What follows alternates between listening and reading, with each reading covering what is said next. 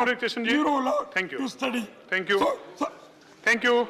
Next speaker, what- Professor Ram Gopal Yadav ji. right, sir. Thank you, sir. Support me. धन्यवाद श्रीमान।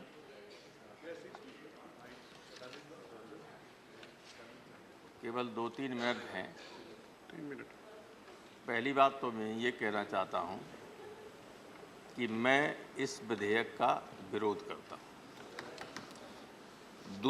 इसलिए क्योंकि ये जो मौजूदा विधेयक जो लाया गया है वो देश के कई प्रचलित कानूनों का उसमें उल्लंघन हो रहा है, और जब ये पास भी यहाँ से हो जाएगा तो ये आप भी जानते हैं और सारे लोग जानते हैं कि निश्चित रूप से देश के सर्वोच्च न्यायालय में चैलेंज किया जाएगा और कई चीज़ों में इसमें सुधार होगा। फिर कोर्ट कई बातों को, कई शब्दों को इसमें से हटा देगा जो अनावश्यक रूप से जोड़ने की कोई आवश्यकता नहीं।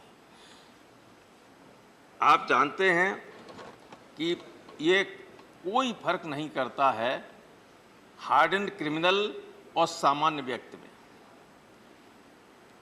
जैसे ही गिरफ्तार होते हैं बड़े अपराधी, टेररिस्ट के फिंगरप्रिंट लिए जाएंगे, जैसे ही वैसे आपके भी लिए जाएंगे।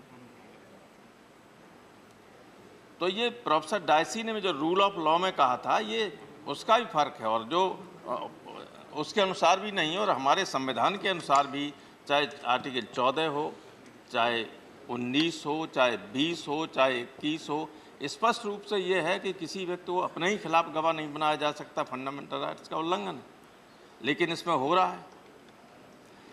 तो ये सारी बातें हैं जिसकी वजह से इस विधेयक, इस कानून का जो बन जाएगा कानून यहाँ से पारित होने के बाद, उसका कुछ न कुछ उसमें संशोधन होना, जब रिव्यू होगा, जुडिशियल रिव्यू, तो निश्चित रूप से होना है।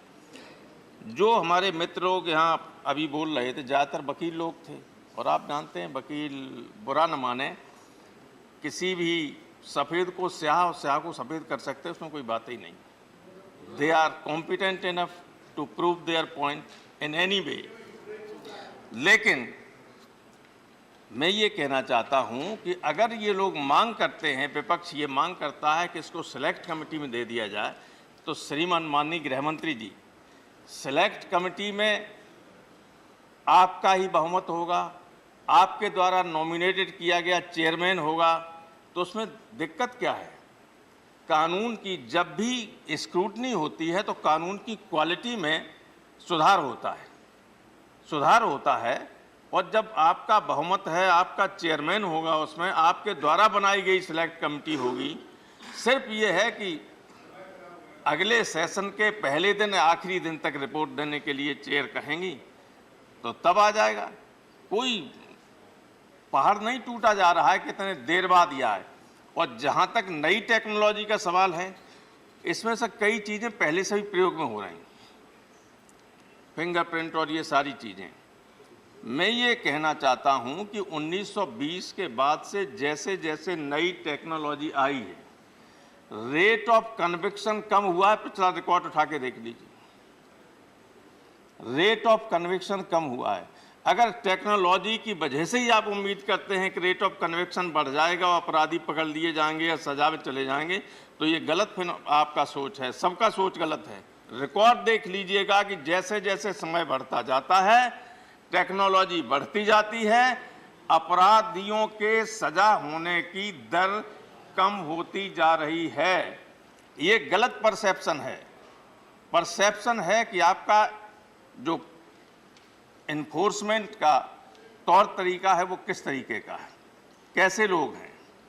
अगर ईमानदारी से काम करने वाले हैं तो ठीक होगा, और अगर बेईमान हैं तो छूटेंगे लोग, अपराधी छूट जाएंगे, निरपराध जेल चले जाएंगे। इसलिए मेरा आपसे अनुरोध है कि इसको सिलेक्ट कमेटी को सौंपिए। आप जैसी चाहें वैसी सिलेक्ट कमेटी बना दीजिए, आपका अध्यक्ष होगा, बहुमत आपका होगा, और कानून जो आप बनाएंगे वो बेहतर कानून होगा। बहुत बहुत धन्यवाद। Next speaker Shri A.D. Singh जी।